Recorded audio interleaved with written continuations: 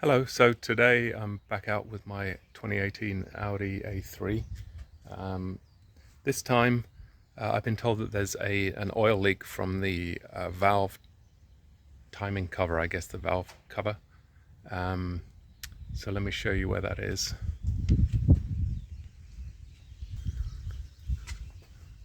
So this is the valve timing chain cover. It's on my vehicle, it's on the right hand side, on the passenger side of the vehicle with the oil cap.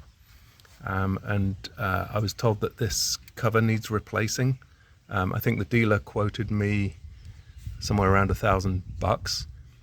However, I noticed that there's actually not much oil. I don't know if you can see all the way down at the bottom, down here, down there, there's not much oil.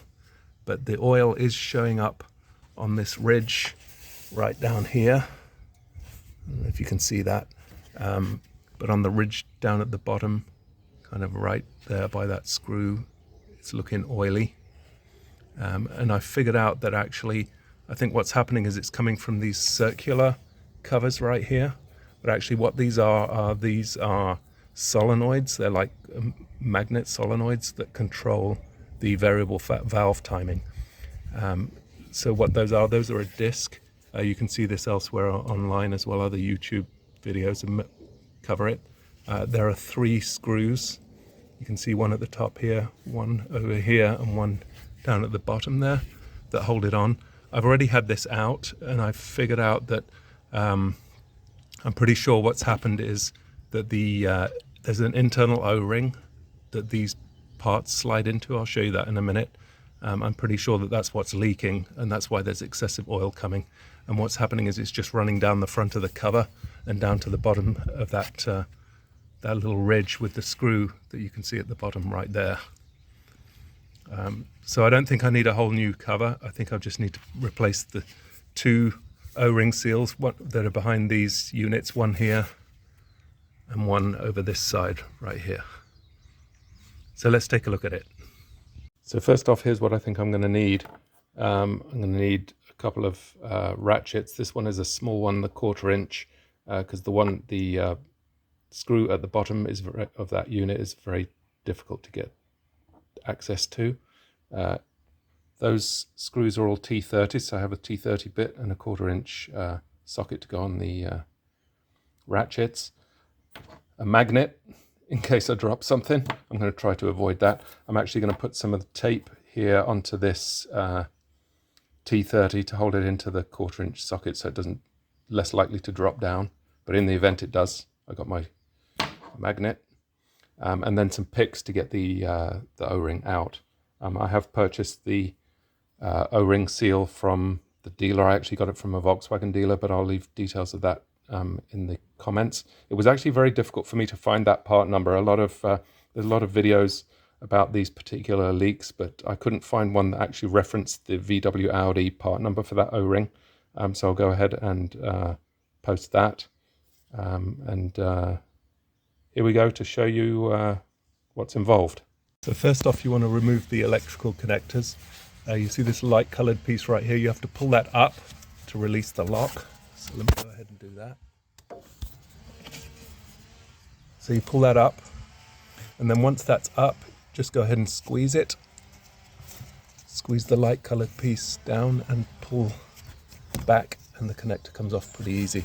It's easier, although I'm just doing this back one. This other cable right here runs over the top, so it's easier for me to go ahead and remove the other connector here as well for the second unit at the front.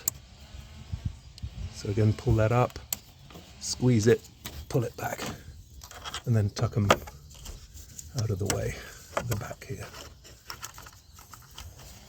There we go. So now I've got fairly clear access. This front one, I think you have to remove some of these tubes here to get to. Fortunately, my leak, I think the only leak, or at least the main one, is on the back unit, and there's a decent amount of clearance here to get at the screws. However, I am using a low profile wrench, and my standard T30 was too long, so that's why I'm using the 1/4 inch socket and the separate T30. So I'm going to go ahead and remove these 3 screws right now, and then we'll come back. Okay, so once the 3 screws are out, we want to go ahead and loosen this, which just involves like wiggling it around a little bit. This one came out pretty easy before, so let's just see. There we go. And there it is out. This is what we're dealing with. Obviously keep this face clean because that's going into the end of the camshaft. So I want to keep that clean as possible. And then inside here you'll see a little bit of oil, and you see that black O-ring right there.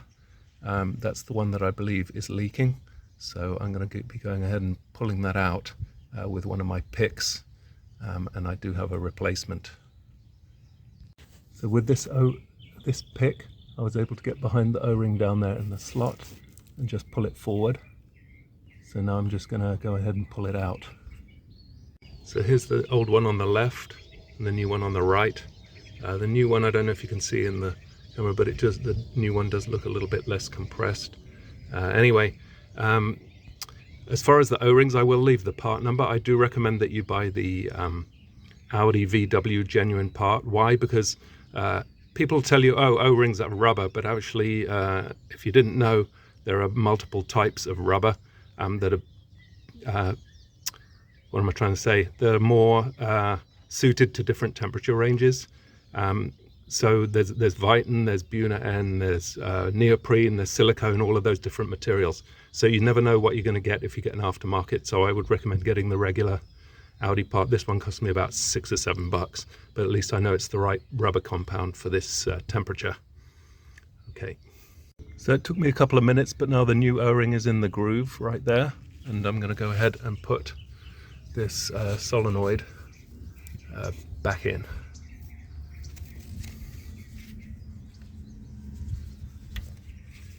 And try and line up the holes on the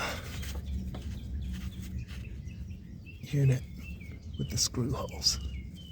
So there we go. That did feel like a little bit more of a snug fit when I pushed it in, so fingers crossed.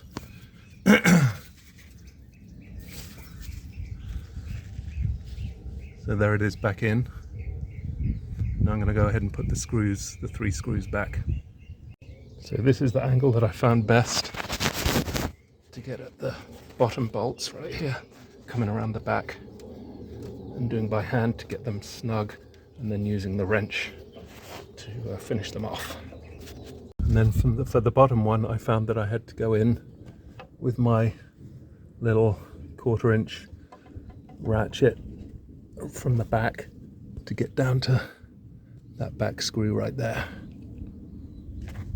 So as far as the torque for those screws, I'm not exactly sure. I'm just doing them good and snug. They are stainless steel screws into aluminum, so I don't think it's a high torque, but on some of the other YouTubes, or maybe from one of the forums, you'll find out what the correct torque is. I'm just kind of snugging them up as best as I think. Anyway, like I said, as the solenoid unit went back in, there was more resistance against the O-ring than when it came out, so fingers crossed that that's cured the leak.